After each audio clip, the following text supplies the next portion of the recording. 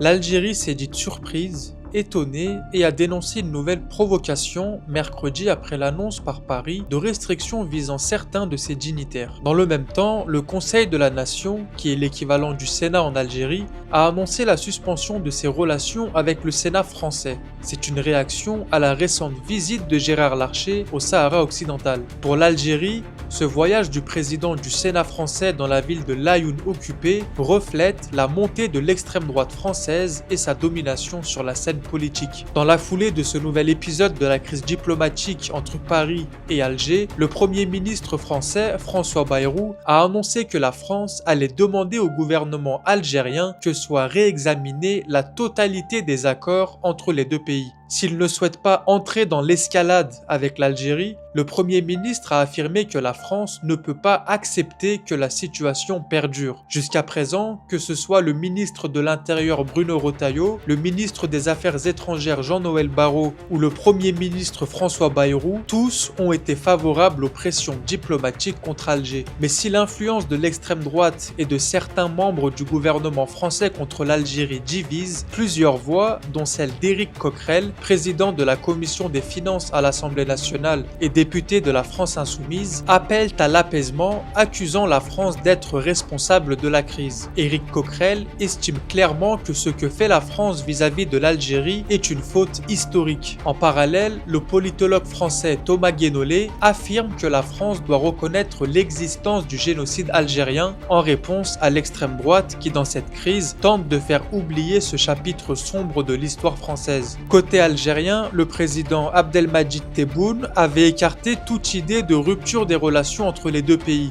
Il estime que l'initiative de relancer la coopération revenait à la France afin, disait-il, de ne pas tomber dans une séparation qui deviendrait irréparable.